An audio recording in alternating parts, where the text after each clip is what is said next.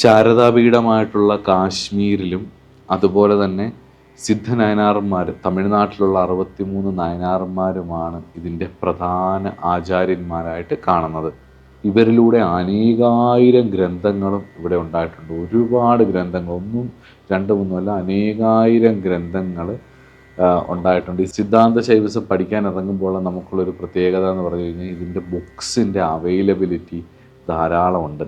അതൊരു വലിയ ഭാഗ്യമായിട്ടാണ് ഞാൻ കാണുന്നത്. കാരണം എന്ന് വെച്ച് കഴിഞ്ഞാൽ കപാലിക ശൈവസമോ അല്ലെങ്കിൽ കാലമുഖ ശൈവസമോ ഒക്കെ പഠിക്കാനായിട്ട് നമ്മൾ അതിനെക്കുറിച്ച് ഇറങ്ങാറില്ല. അല്ലെങ്കിൽ രസേശ്വര ശൈവസം അല്ലെങ്കിൽ നാദ സമ്പ്രദായത്തിനൊക്കെ പഠിക്കാൻ ഇറങ്ങുമ്പോൾ നമുക്ക് ഇത്രത്തോളം ബുക്സോ അല്ലെങ്കിൽ ഇത്രത്തോളം മൂലഗ്രന്ഥങ്ങൾ നമുക്ക് അവൈലബിൾ അല്ല. എന്നാൽ കാശ്മീർ ശൈവ സമ്പ്രദായത്തിലും ഒരുപക്ഷെ അതിന് മുകളിൽ നമുക്ക് ധാരാളം ബുക്സ് അവൈലബിൾ ആയിട്ടുള്ളത് ഈ സിദ്ധാന്ത ശൈവസവുമായിട്ട് ബന്ധപ്പെട്ടിട്ടും കൂടിയാണ് എന്നുള്ളത് ഓർക്കുക.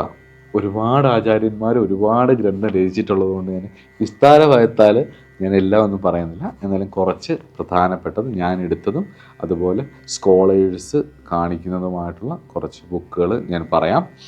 അതൊന്നാമത്തേത്, കാശ്മീര ആചാര്യനായ സോമാനന്ദൻ തൻ്റെ ശിവദൃഷ്ടിയിൽ സിദ്ധാന്ത ശൈവസത്തെ ഉല്ലേഖനം ചെയ്തിട്ടുണ്ട്.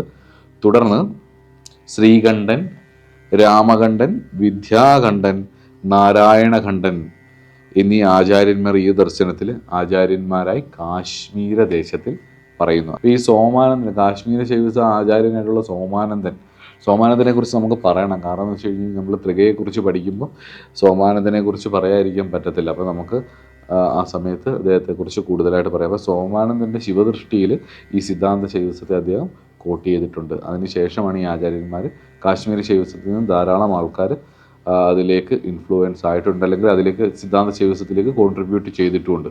അതുപോലെ തന്നെ സദ്യോജ്യോതി ആചാര്യനായിട്ടുള്ള അദ്ദേഹത്തിൻ്റെ പദ്ധതികൾ ഭയങ്കര ഫേമസ് ആണ്. ഞാനത് പറയാവേ. തത്വസംഗ്രഹം, ഭോഗകാരിക, മോക്ഷകാരിക, തത്വത്രയ നിർണയം, നിരേശ്വര പരീക്ഷ തുടങ്ങിയ ഗ്രന്ഥങ്ങൾ സദ്യോജാത ആചാര്യൻ്റെ പേരാണ്. ഈ സദ്യോജാത ശിവമുഖത്തു നിന്ന് വന്നെന്ന് പറയുമ്പം ഭഗവാനെ അല്ല ഇവിടെ ഉദ്ദേശിക്കുന്നുണ്ട്. ഇദ്ദേഹത്തിൻ്റെ ദീക്ഷാനാമമാണ് സദ്യോജാതനെന്നും അതുപോലെ തന്നെ ഇദ്ദേഹത്തിൻ്റെ കാലഘട്ടത്തിലുണ്ടായ മറ്റൊരു ആചാര്യനും കൂടിയാണ് സിദ്ധാന്ത ശൈവസത്തിൻ്റെ ബൃഹസ്പതി, ആചാര്യ ബൃഹസ്പതി. അത് നമ്മുടെ ദേവസഹസിലെ അല്ലെങ്കിൽ നവഗ്രഹങ്ങളിലെ ബൃഹസ്പതി അല്ല, ഇവരുടെ ദീക്ഷാനാമങ്ങളാണ് ഇതൊക്കെ. അപ്പം സദ്യോജ്യോതി ശിവാചാര്യൻ്റെ സമകാലീനായിട്ടുള്ള ബൃഹസ്പതി ആചാര്യൻ്റെ ശിവതനുശാസ്ത്രം, രൗരവവാർത്തികം എന്നീ ഗ്രന്ഥങ്ങളും ഇതിൻ്റെ മെയിൻ സോഴ്സായിട്ട് പറയുന്നു. പക്ഷേ ഈ രണ്ട് ഗ്രന്ഥങ്ങൾ അവൈലബിൾ അല്ല. ഈ ബൃഹസ്പതി ആചാര്യൻ്റെ ഈ ഗ്രന്ഥങ്ങൾ അവൈലബിൾ അല്ല. സദ്യോജ്യോതി ആചാര്യനെ കുറിച്ചും ബൃഹസ്പതിയെക്കുറിച്ചും ഒക്കെ പഠിക്കുമ്പോൾ ദ ഡേറ്റ് ഓഫ് സദ്യോജ്യോതിസ് ആൻഡ് ബൃഹസ്പതീസ് എന്ന് പറയുന്ന ബുക്ക് സാൻഡേഴ്സൻ്റെ പേപ്പർ നിങ്ങൾ വായിച്ചിരിക്കണം. പദ്ധതികൾ എന്ന് പറഞ്ഞ ഒരു ഡിവിഷനുണ്ട് തന്ത്രശാസ്ത്രത്തിൽ. ഗ്രന്ഥങ്ങളെക്കുറിച്ച് കഴിഞ്ഞ വീഡിയോയിൽ ഞാൻ പറയാതെ വിട്ടുപോയൊരു കാര്യമാണ് പദ്ധതി ഗ്രന്ഥങ്ങൾ. പദ്ധതി എന്ന് പറഞ്ഞത് എങ്ങനെയാണ്, അതിനകത്ത് പ്രധാനപ്പെട്ട പദ്ധതികൾ എന്തൊക്കെയാണെന്നുള്ളത് നമുക്ക് ഈ വീഡിയോയുടെ അവസാനം ചർച്ച ചെയ്യാം.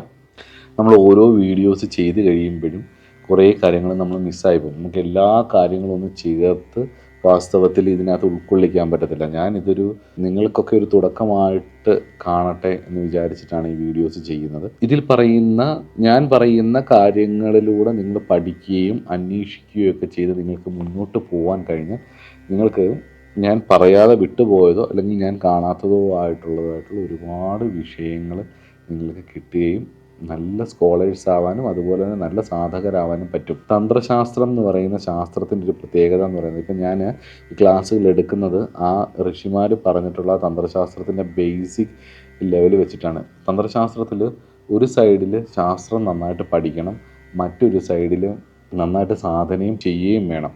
ഈ കാര്യങ്ങളെ ബേസ് ചെയ്തിട്ടാണ് നമ്മൾ എടുക്കുന്നത്. അതുകൊണ്ട് തന്നെ ഈ ശാസ്ത്രത്തെക്കുറിച്ചും അതിൻ്റെ ബേസിനെക്കുറിച്ചും അറിയാൻ വേണ്ടിയിട്ടാണ് ഞാനിത് പറഞ്ഞു തരുന്നത്. അപ്പോൾ ഇതൊരു തുടക്കമായിട്ട് കണ്ടാൽ മതി. ഇതങ്ങ് പൂർണ്ണമാണെന്ന് വിചാരിക്കേണ്ട. ഇതൊരു തുടക്കമായിട്ട് കണ്ടിട്ട് ഇതിൽ വേണ്ട കാര്യങ്ങൾ എടുത്തിട്ട് അടുത്ത വഴികളിലേക്ക് നിങ്ങൾ ഈ പറയുന്ന സോഴ്സുകളിലൂടെ പുതിയ വഴികളിലേക്ക് ചെല്ലുക. ഈ അലക്സിയസ് ആൻഡേഴ്സൻ്റെ ഒക്കെ ബുക്ക് നിങ്ങൾ വായിക്കുകയാണെങ്കിൽ, അദ്ദേഹത്തിൻ്റെ പേപ്പർ വർക്കുകളൊക്കെ വായിക്കുകയാണെങ്കിൽ അദ്ദേഹം നോട്ട്സായിട്ട് തന്നെ വേറെ പല ഗ്രന്ഥങ്ങളെക്കുറിച്ച് പറയുന്നുണ്ട്. അദ്ദേഹം എവിടെ നിന്നൊക്കെയാണ് പലതും കോട്ട് ചെയ്തിരിക്കുന്നത്, അതിൻ്റെ ആധികാരിക പ്രമാണങ്ങൾ എവിടെ നിന്നാണെന്നൊക്കെയുള്ളത് അദ്ദേഹം പറയുന്നുണ്ട്. അപ്പോൾ ആ ബുക്സും ഒക്കെ റെഫർ ചെയ്ത് പോകുമ്പോൾ നമുക്ക് വളരെ വിശാലമായിട്ടുള്ള ഒരു അറിവിൻ്റെ, തന്ത്രയുടെ ഒരു അറിവിൻ്റെ ലോകത്തേക്ക് നമുക്ക് കയറി ചെല്ലാൻ പറ്റും. ആധുനികമായിട്ടുള്ള പൈങ്കുളി പുസ്തകങ്ങൾക്ക് സമാനമായ രീതിയിൽ എഴുതുന്ന തന്ത്രഗ്രന്ഥങ്ങളെ കണ്ട് ശീലിച്ച സാധാരണക്കാർക്ക് ഇതിൻ്റെ അസാധാരണമായ ഒരു ലോകത്ത് അസാധാരണമായിട്ടുള്ള പ്രതിഭാശാലികൾ അസാധാരണമായ രീതിയിലുള്ള കാര്യങ്ങൾ നൽകിയിട്ടുള്ളത് നമുക്കിത് കാണുമ്പോൾ മനസ്സിലായി, ഗ്രന്ഥങ്ങളിൽ ഇത് കാണുമ്പോൾ മനസ്സിലാവുകയും ചെയ്യും. ഭട്ടരാമകണ്ഠൻ്റെ മോക്ഷകാരിക ടീക്കയിലെ മംഗളശ്ലോകത്തിൽ ആചാര്യ സദ്യോജോത ശിവനും ബൃഹസ്പതി ആചാര്യനും സമകാലീനനാണെന്ന് പറയുന്നുണ്ട്. ദീക്ഷാനാമമാണ്, ആചാര്യൻ്റെ ദീക്ഷാനാമമാണ്. അദ്ദേഹത്തിൻ്റെ പൂർവ്വകാല പേരുകൾ ഈ സാൻഡേഴ്സൻ്റെ ബുക്കിൽ കൊടുത്തിട്ടുമുണ്ട് കേട്ടോ. സിദ്ധാന്ത ശൈവസത്തിൻ്റെ പ്രതിപാദക ആചാര്യനായിട്ടുള്ള, ഏറ്റവും കൂടുതൽ ആൾക്കാർ പ്രതിപാദിക്കുന്ന ആചാര്യന്മാരിൽ ഒരാളായിട്ടുള്ള തത്വപ്രകാശകാരൻ ഭോജദേവൻ, ഇദ്ദേഹം ഒരു പ്രധാന ആചാര്യനാണ് സിദ്ധാന്ത ശൈവസത്തിൻ്റെ. പിന്നെ സിദ്ധാന്ത ശൈവസം സൗത്ത് ഇന്ത്യയിൽ നമ്മുടെ അടുത്തേക്ക് വരുമ്പോഴത്തേക്ക് പിന്നെ അപ്പയ്യ ദീക്ഷിതർ ആചാര്യനാൽ എഴുതപ്പെട്ട ശിവാർച്ചന ചന്ദ്രിക, അഘോര ശിവാചാര്യനാൽ രചിക്കപ്പെട്ട ക്രിയാക്രമ ദ്വേതിക, ക്രിയാദേവിക, ശിവയോഗീന്ദ്രകൃതമായിട്ടുള്ള ശൈവ പരിഭാഷ, ശിവജ്ഞാനബോധഭാഷ്യം, ശൈവ സന്യാസ പദ്ധതി, സൂര്യഭട്ടകൃതമായിട്ടുള്ള ശൈവ സിദ്ധാന്ത പരിഭാഷ, ത്രിലോചന ശിവാചാര്യകൃതമായിട്ടുള്ള സിദ്ധാന്ത സാരാവലി, ക്രിയാക്രമ പ്രകാശികം, ക്രിയാസാര, ജ്ഞാനരത്നാവലി, ദേവജ്ഞാന ശിവാചാര്യരുടെ ശൈവ സിദ്ധാന്ത സംഗ്രഹം, സാരരത്നാവലി, ശൈവ പരിഭാഷാ മഞ്ജരി, അനന്ത ശിവകൃതമായിട്ടുള്ള സിദ്ധാന്ത സാരാവലി വ്യാഖ്യാനം, സോമാംശു പദ്ധതി വ്യാഖ്യാനം, ഇങ്ങനെ വിപുലവും ഈ സോമാംശവും സദ്യോജോത 2 തന്ത്രപദ്ധതിയാണ് കൂടുതലും തമിഴ്നാട് ക്ഷേത്രങ്ങളിലും ഒക്കെ യൂസ് ചെയ്യുന്നത്. നമുക്ക് ലാസ്റ്റ് പറയാം. ഈ സോമാംശ പദ്ധതിയുടെ വിപുലമായിട്ടുള്ള വ്യാഖ്യാനം ഇങ്ങനെ തുടങ്ങി വളരെ വിസ്തൃതമായിട്ടാണ് സംസ്കൃത ഗ്രന്ഥങ്ങൾ. ഇനി തമിഴ് ഗ്രന്ഥങ്ങൾ എന്ന് പറഞ്ഞാൽ പെരിയ പുരാണത്തിൽ പറയുന്ന 63 നയനാറുമാർ ശൈവ സിദ്ധാന്തത്തിലെ പ്രധാന ആചാര്യന്മാരാണ്. ഇവരിൽ സമയം, മിശ്രം, വീരം എന്നിങ്ങനെ 3ആയിട്ട് ശൈവാചാര്യന്മാർ തിരിച്ചിരുന്നു. ഈ 63 നയനാർമാരിൽ അതിൽ അപ്പര്, തിരുജ്ഞാന സമ്പദര്, സുന്ദരമൂർത്തി നയനാർ, മാണിക്യവാചകർ തുടങ്ങിയിട്ടുള്ള 4 പേര് ശൈവ സമയാചാര സിദ്ധരായിരുന്നു എന്ന് പണ്ഡിതന്മാർ പറയുന്നു. അതുപോലെ തന്നെ ഈ 63 നയനാർമാരുടെ കഥകൾ, അവരുമായിട്ട് ബന്ധപ്പെട്ട ക്ഷേത്രങ്ങൾ, തിരുമൂല നയനാറുടെ തിരുമന്ദിരം എന്ന് പറയുന്ന ഗ്രന്ഥം മലയാളത്തിലുണ്ട്. TC ബുക്സ് പബ്ലിഷ് ചെയ്തിട്ടുണ്ട് ആ ബുക്ക്. ഇതൊക്കെ തമിഴ്നാട്ടിലെ ശൈവ സമ്പ്രദായത്തിൻ്റെ വിസ്തൃതിയെയും ആഴത്തെയും വ്യാപ്തിയെയും നമുക്ക് കാണിച്ചു തരുന്നു, സൗത്ത് ഇന്ത്യൻ ശൈവസത്തിൻ്റെ. അതുപോലെ തന്നെ ഈ 63 നയനാർമാരുടെ മുന്നേ പറഞ്ഞ പോലെ അവരുടെ സ്തുതികൾ തിരുമുറയിൽ നിന്നാണ് അതിനെ പറയുന്നത്. ആ തിരുമുറയിൽ ഇതൊക്കെയാണ് പൊതുവെ സിദ്ധാന്ത ശൈവസത്തിൻ്റെ സാഹിത്യങ്ങളായിട്ട് പറയുന്നത്. തിരുമുറയിൽ നല്ല രസമാണ് കേട്ടോ. തിരുമുറയിൽ കിട്ടുകയാണെങ്കിൽ അത് മലയാളത്തിലും ഉണ്ട്. അത് തമിഴിൽ മലയാളത്തിലേക്ക് മാറ്റിയിട്ട് അതിൻ്റെ അർത്ഥങ്ങളുള്ള ബുക്ക് എനിക്കൊന്ന് ഭാഷാ ഇൻസ്റ്റിറ്റ്യൂട്ട് ആയിരുന്നു തോന്നുന്നു പബ്ലിഷ് ചെയ്തത്. അതിൻ്റെ PDF ഇൻ്റർനെറ്റിൽ അവൈലബിൾ ആണ്, നോക്കുക, എനിക്ക് എൻ്റെ ഓർമ്മ ശരിയാണെന്നുണ്ടെങ്കിൽ. അപ്പോൾ അതും നല്ല രസമാണത്. അപ്പോൾ ഇങ്ങനെ നമ്മൾ സിദ്ധാന്ത ശൈവസത്തെക്കുറിച്ച് കൂടുതലായിട്ട് നമുക്ക് പഠിക്കാൻ പറ്റിയാൽ, പഠിച്ച് മുന്നോട്ട് പോകാൻ കഴിഞ്ഞാൽ നമുക്ക് ഈ ആധുനികമായിട്ടുള്ള ഒരുപാട് കൺഫ്യൂഷൻസ് ഉണ്ടല്ലോ. ഓം നമഃശിവായ എങ്ങനെ ആം നമഃശിവായയായി, നമഃശിവായ മാത്രം ജപിക്കുന്നത് എങ്ങനെയാണ്, ഓം ചേർക്കാതെ എങ്ങനെയാണ് നമഃശിവായ മാത്രം ജപിക്കുന്ന ആൾക്കാരെ നമുക്ക് മനസ്സിലാവും. അപ്പം അവർ പുതിയതായിട്ട് ആം നമഃശിവായ എന്ന് പറഞ്ഞ് ജപിക്കുന്നവർ സിദ്ധാന്ത ശൈവസത്തിൻ്റെ ഏത് പോർഷനിൽ നിന്നുമാണ്, ഏത് സ്ഥലത്തു നിന്നാണ് ഇത് എടുത്തിട്ടുള്ളതെന്ന് നമുക്ക് മനസ്സിലാവും. ഓം നമഃശിവായ ചേർത്ത് ജപിക്കുന്ന സിദ്ധാന്ത ശൈവേറ്റുകളെ നമുക്ക് കാണാൻ പറ്റും. ഒരുപക്ഷെ ഈ ആം നമഃശിവായ എന്നൊക്കെ ജപിക്കുന്ന പുതിയ ആൾക്കാർ, അത് തെറ്റല്ല കേട്ടോ, അത് ശരിയുമാണ്. ഓം നമഃശിവായയും ശരിയാണ്, ആം നമഃശിവായയും ശരിയാണ്, നമഃശിവായ എന്ന് മാത്രം ജപിക്കുന്നതും ശരിയാണ്. അത് ആ പദ്ധതിയിൽ, ആ ആചാര്യന്മാരുടെ പരമ്പരയിൽ പൂർവികർ എന്തിരുന്ന് ചെയ്തോ അത് അതേപടി ഫോളോ ചെയ്യുക എന്നുള്ളതാണ്. അപ്പോൾ ആം നമഃശിവായ തെറ്റാണെന്ന് ചോദിച്ചാൽ തെറ്റല്ല. പക്ഷേ ഓം നമഃശിവായ എന്ന് പഠിച്ചവർക്ക് ആം നമഃശിവായ തെറ്റാം.